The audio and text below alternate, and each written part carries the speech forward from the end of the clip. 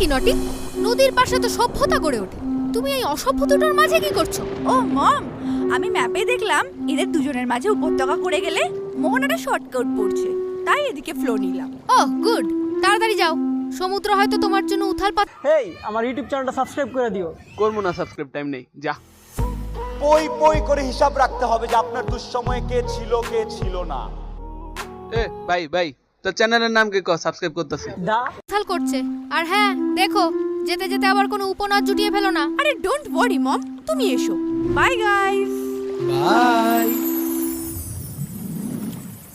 এমন কলকলে মেঘের এমন টলটলে মেয়ে দেখলে বিশ্বাস হয় ভাই? মালো, মুখের গুহাটা বন্ধ কর।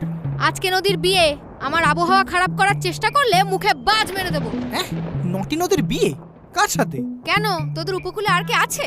হ্যাঁ, সমুদ্র। আরে ও তো একটা পাক্কা নোনতা ঢেউবাজ।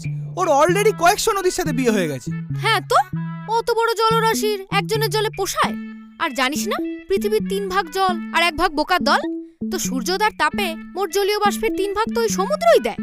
তাহলে আমরা যে বাকি জলীয় বাষ্প দিই তার 4 ভাগের 1 ভাগও কি আমরা ঠিকঠাক টাইমে ফিরে পাই? কি আর করবি বল, এটাই জলচক্র।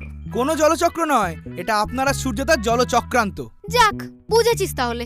আমি ভাবতাম তোর মাথাটাও তোর গুহার মতোই ফাঁপা। তবে বেশি লাফাচাপা করিস না, না হলে গরমে শুকিয়ে মারবো, বর্ষায় নদী ডুবিয়ে মারবে।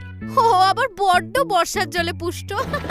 আচ্ছা, তার মানে আমাদের গতি নেই বলে তোমরা জল নিয়ে যা খুশি করবে, আর মাটির উপরে সব জলচক্রান্ত দেখেও আমাদের শান্ত থাকতে হবে, তাই তো? ঠিক তাই, শান্ত থাকলেই জ্যান্ত থাকবি।